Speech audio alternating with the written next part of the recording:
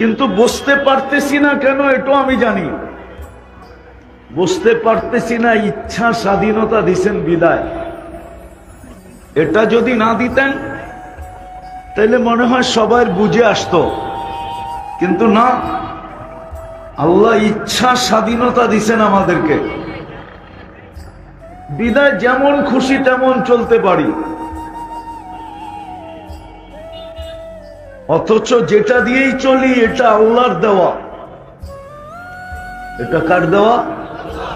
এজন্য আল্লাহ এক জায়গায় দৃষ্টি আকর্ষণ করছেন, একটু আমাদের দৃষ্টিটা নিজের দিকে আকর্ষণ করতে চাইছেন। আল্লাহ এক জায়গায় বলছে আমা কুনতা মা আম্মাহিনা, কখনো কি তোমার মনে পড়ে না যে তুমি এক ফোঁটা পানি ছিলে? ফামান জাআলাকা দামা, বলো তোমাকে রক্তে রূপান্তরিত কে করলো? ওমান জাআলাকা মুদগা, রক্তপিণ্ডতে রূপান্তরিত কে করলো? ওমান জাআলাকা ইযামা, তোমার কঙ্কালটাকে তৈরি করলো? ওমান কাসা আলাইহি লাহমা, নিখুঁত ভাবে গোশত আর চামড়ার আবরণ কে চড়াইলো? আমা কুনতা সগীরা, তুমি কি ছোট ছিল না? ফামান কাব্বারা, তোমাকে বড় কে করলো? আমা কুনতা যায়ীফা, তুমি কি দুর্বল ছিলে না? ফামান কাওয়াকা, তোমাকে সুঠামত্ব কে দিল? আমা কুনতা জাহিলা, তুমি কি অজ্ঞ ছিলে না? ফামান আল্লামাক, তোমাকে শিক্ষাকে দিল? আমা কুনতা মিসকিনা, তুমি কি মার পেটের থেকে অসহায় আসো নাই? ফামান আগনাকা, তোমাকে স্বয়ং সম্পূর্ণ কে করলো? এখন তো বলি আল্লাহ, কিন্তু সারা দিনেও তো 100 বার আল্লাহ বলি না, ঠিক না? বলেন তো। আল্লাহ বলে তুমি নিশ্চয় ছিলে, তোমাকে স্বয়ং সম্পূর্ণ কে করলো? তারপরে আল্লাহ একটু খোলেন যাতে বিবেকে লাগে, তো আল্লাহ একটু খোলেন। তো আল্লাহ বলে ফালা লাকা সিন্নুন তাক্তা, আজকে তো দাঁত দিয়া খুব কাটো, যেই দিন আসছিলে ওই দিন দাঁত তো ছিল না। ওয়ালা লাকা উযুনুন তাসমা, কান তো ছিল কিন্তু শ্রবণ শক্তির কার্যকারিতা তো ছিল না। ওয়ালা লাকা আইনুন তানজুর, চক্ষু তো ছিল কিন্তু দৃষ্টি শক্তির কার্যকারিতা তো ছিল না। ওয়ালা লাকা আকলুন তুমাইয়িজ, মগজ তো ছিল, ভালো মন্দ তো তুমি বুঝতে না। ওয়ালা লাকা ইয়াদুন তাফতিশ, হাত তো ছিল কিন্তু ধরার ক্ষমতা তো ছিল না। ওয়ালা লাকা রিজলুন তামশি, পাও তো ছিল কিন্তু চলার ক্ষমতা তো ছিল না। আমা কুনতা কাযালিক, আল্লাহ জিজ্ঞাসা করে তুই কি এরকম ছিলি না? আজকে তো বাপ নিয়ে চলিস, ঠিক না? বাপ বোঝেন? বাপ, আরে মনে হয় বাপ বোঝেন না, ঠিক না? কি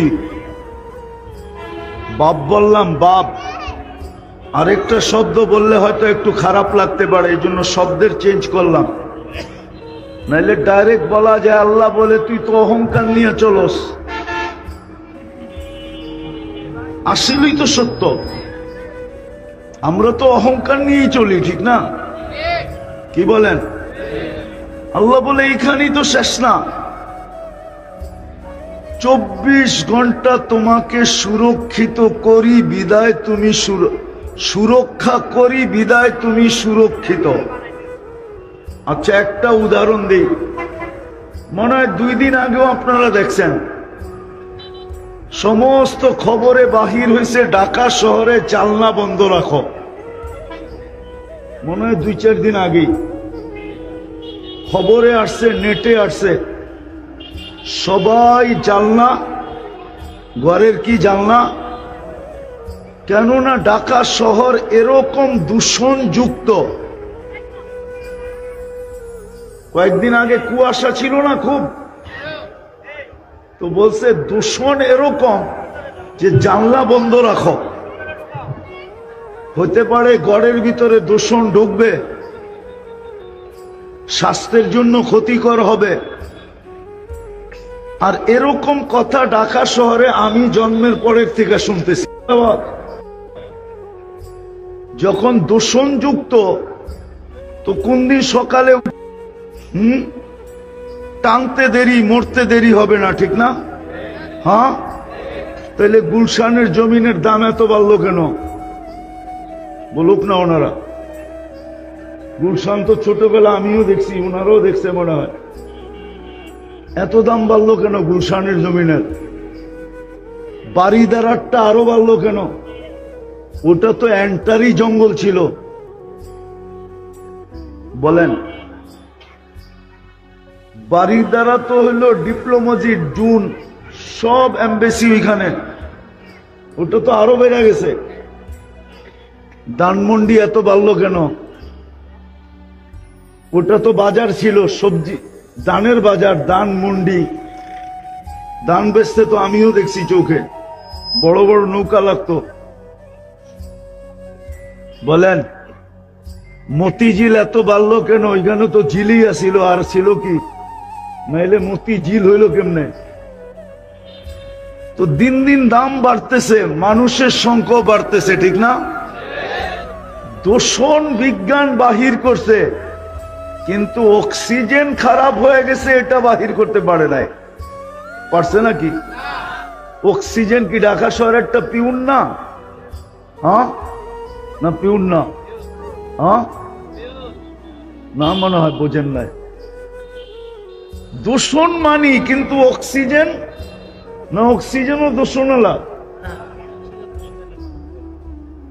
ওনারাই স্বীকার করতেছে অক্সিজেন দূষণওয়ালা হইলে মানুষ বাঁচবে। তাহলে এই অক্সিজেন পিউর রাখলো কে? হ্যাঁ, আল্লাহ বলে 24 ঘন্টা তোকে সুরক্ষা দেই আমি। 24 ঘন্টা তোকে শুধু অস্তিত্ব দেই নাই, সাজাই নাই, 24 ঘন্টা আমি তোমাকে সুরক্ষা দেই, 24 ঘন্টা আমি তোমাকে সার্ভিস দেই, উইদাউট পে। একটাও নেই না তোমার থেকে, 1 টাকাও নেই না, কোনো কিচ্ছু তোমার কাছ থেকে নেই না, বিনা পয়সায় তোমাকে সার্ভিস দেয়া যাইতেছি। তারপরে আল্লাহ প্রশ্ন করতেছে, বল তুই 24 ঘন্টায় আমাকে কয়বার ডাকস? কয়বার আমার নাম নাও? আমাকে কয়বার ডাক? প্রথম প্রশ্ন, কালকে এই চেহারাটা কি করে দেখাবা? আগে এটা বলো। দ্বিতীয় বলো, তোমাকে কি অনার্থক সৃষ্টি? তোমাকে কি অনার্থক সৃষ্টি করছি যে তুমি অনার্থক সৃষ্টি?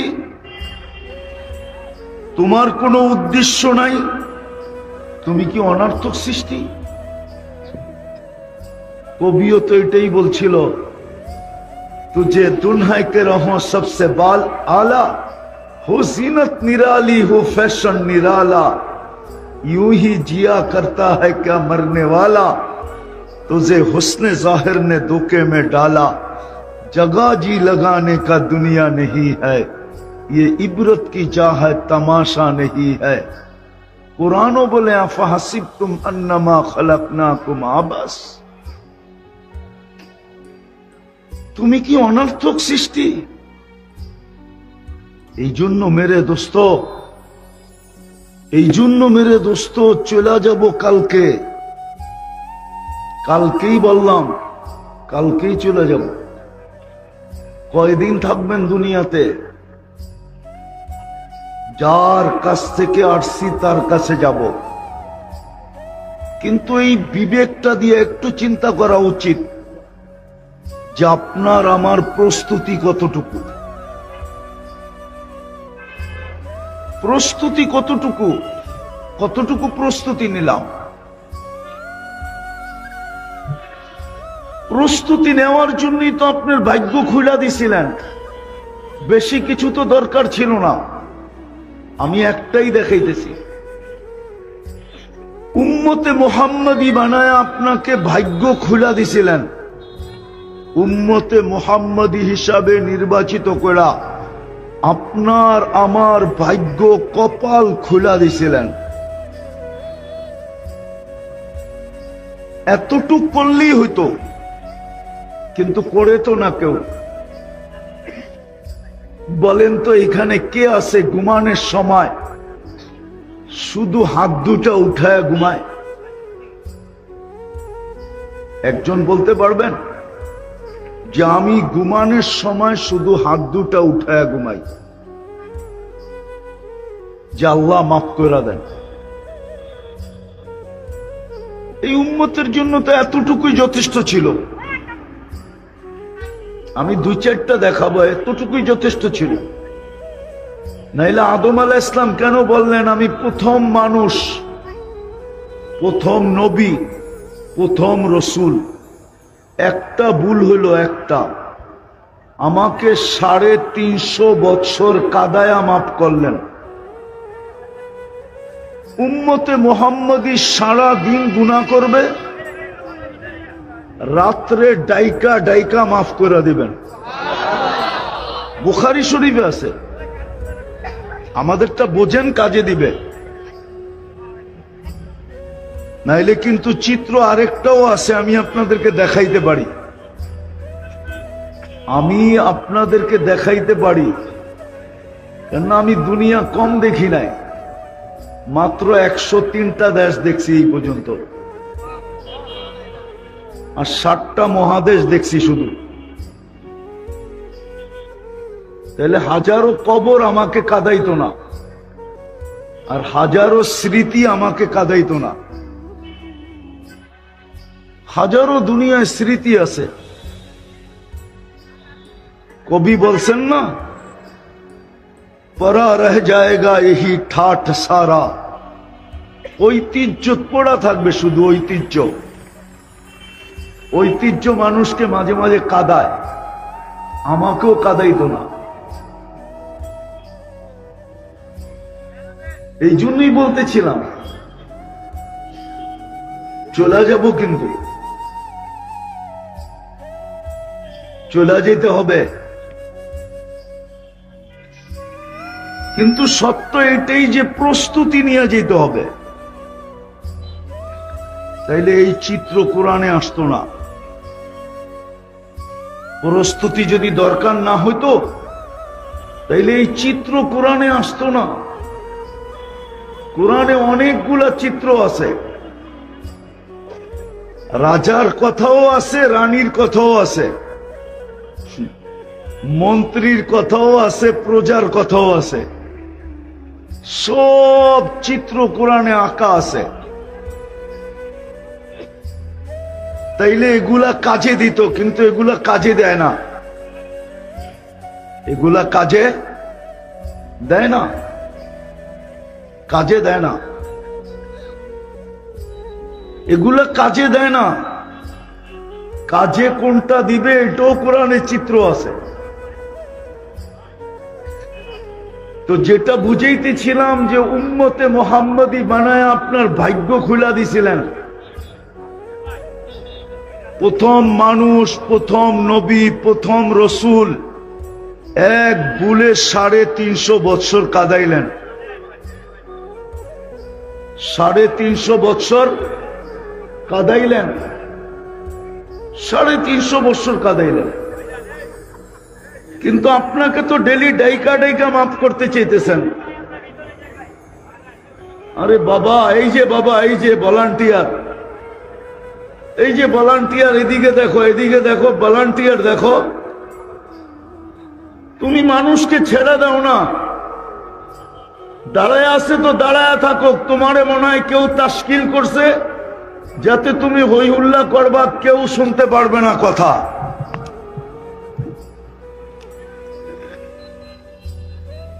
তো যেটা বুঝাইতেছিলাম, কেননা কথা তো এইখান থেকে আসে না, ওইখান থেকে আসে। মনে হয় আপনি মানতে রাজি না। কথা কি এইখান থেকে আসে? কথা এইখান থেকে আসে না, কথা ওইখান থেকে আসে। আর কসম খোদার, আল্লাহর হুকুম না মানলে বক্তা শুধু চিল্লায় চলে যাবে। আল্লাহর হুকুম মানেন, এই জন্যই প্রথম বলছিলাম যে মনোযোগ হইতে হবে আর পরিবেশটা নীরব হইতে হবে। কেউ দাঁড়ায় শুনতে ভালোবাসতেছে, দাঁড়ায় শুনতে দেন, আপনার হইহুল্লা করার তো দরকার নাই। কারো বসতে ভালো লাগতেছে বসবে, কিন্তু আপনি হইহুল্লা করে সম্পর্কটা কেন নষ্ট করতেছেন? তো যেটা বুঝাইতেছিলাম, আল্লাহর হুকুম মানা ব্যতীত এই ছোট জীবনটা গড়বে না। আর যদি না গড়ল তাহলে কালকে দাঁড়ানো যাবে না, সামনে দাঁড়ানো যাবে না। সত্য এটা মেনে নেন।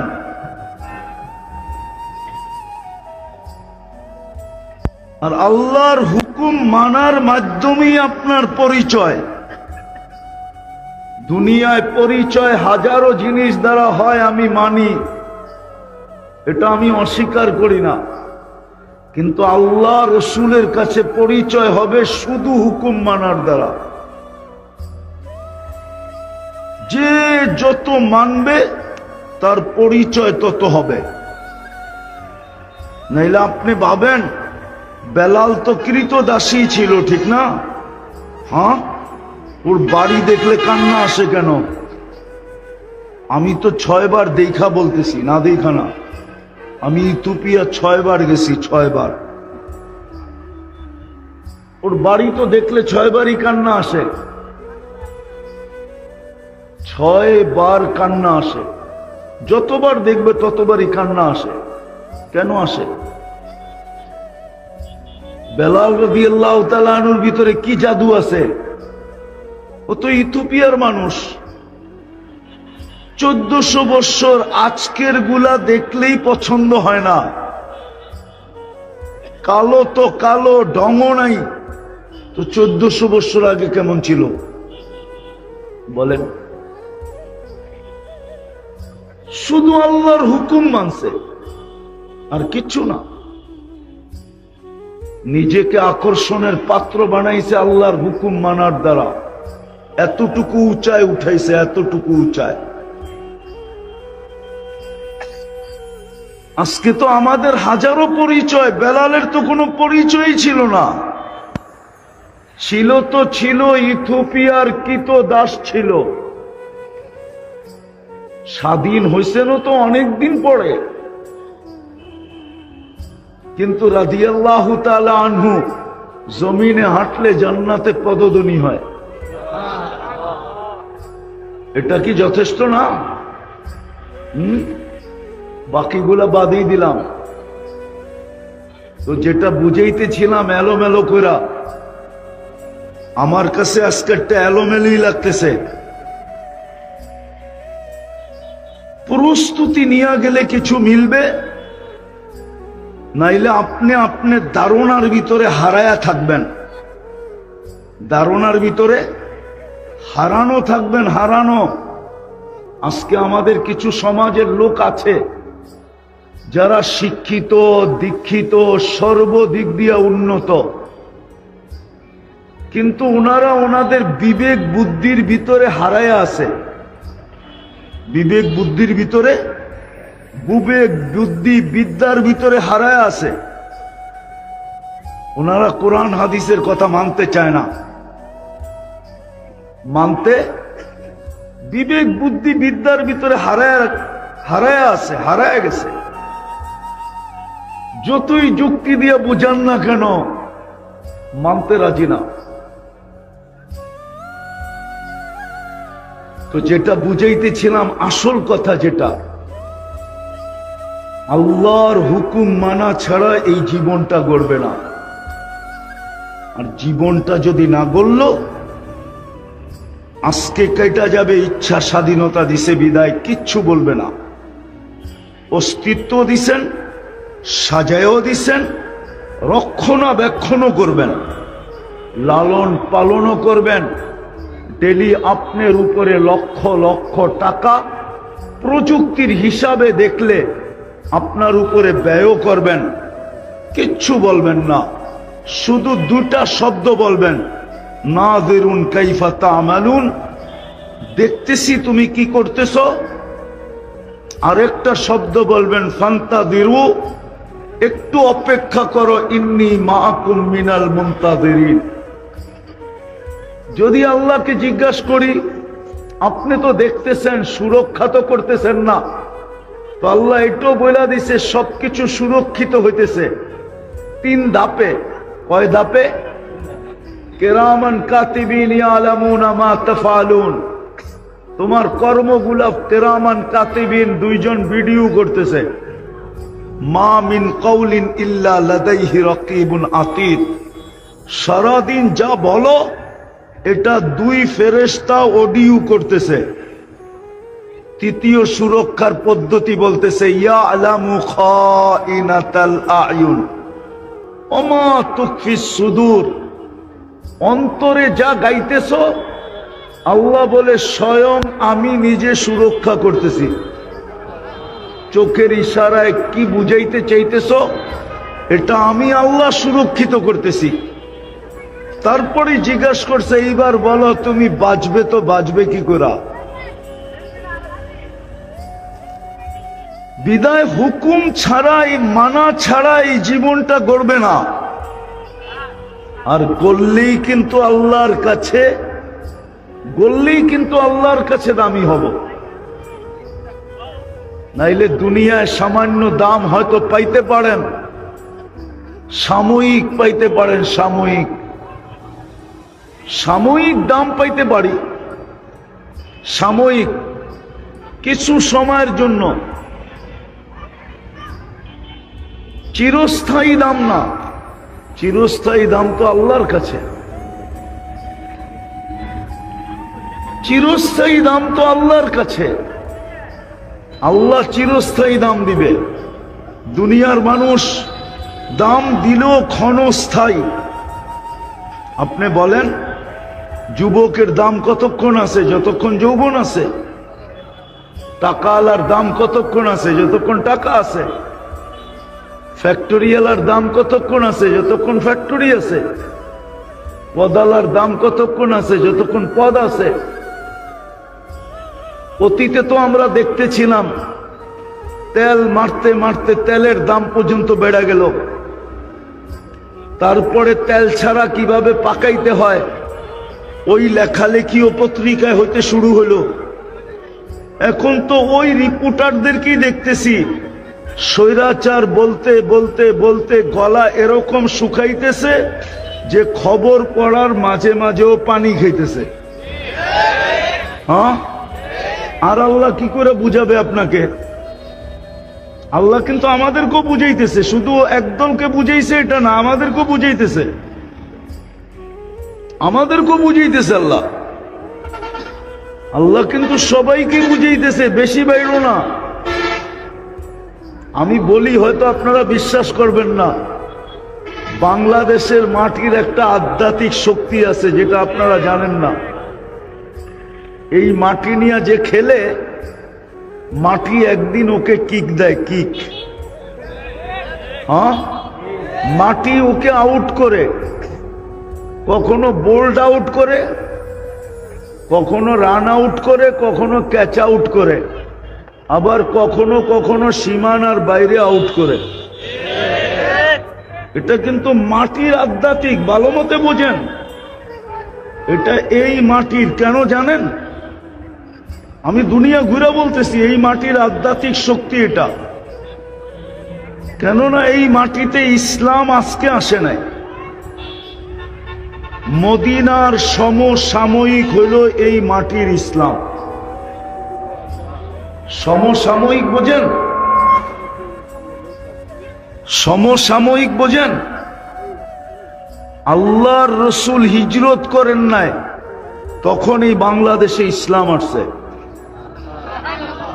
4 সাহাবী আসছে, 4 সাহাবী। ইতিহাসের পাতায় নাম সহ আছে। আবু ওয়াক্কাস, ওহাব ইবনে মালিক, কাসিম ইবনে হুযাইফা, উরওয়া ইবনে সাসা।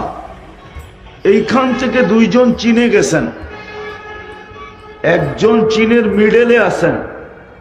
আবু ওয়াক্কাস রাদিয়াল্লাহু তাআলা আনহুর কবর গুয়ানজুতে, ওহাব ইবনে মালিক রাদিয়াল্লাহু তাআলা আনহুর কবর মঙ্গোলিয়ার বর্ডারে। আর দুইজন এইখানেই ঘুমায় গেছেন, এই মাটির নিচে আছে। ইসলামের প্রথম যুগের কোরবানি, ইসলামের প্রথম যুগের কোরবানি এই বাংলাদেশের মাটির নিচে লুকানো আছে। সাহাবাদের শরীর এই মাটিতে মিশুক আর না মিশুক, ছোঁয়াতে এই মাটি এক আধ্যাত্মিক শক্তি অর্জন করছে, যার কারণে এই মাটি নিয়ে যে খেলবে, টুডে টুমোরো মাটি ওকে কিক মারবেই মারবে। আপনি 1400 কত সন চলতেছে বাংলা? আরে বলেন না 31। 1431 সনের ইতিহাস উঠে দেখেন, আপনি শতবার কিক পাবেন, কিক। যেই এই মাটি নিয়ে খেলতে চাইছে ওকে মাটি কিক দিয়ে দিছে। এটা হলো আধ্যাত্মিক শক্তি, যার কারণে এই মাটির আরেক আধ্যাত্মিক শক্তির আরেকটা প্রমাণ আছে।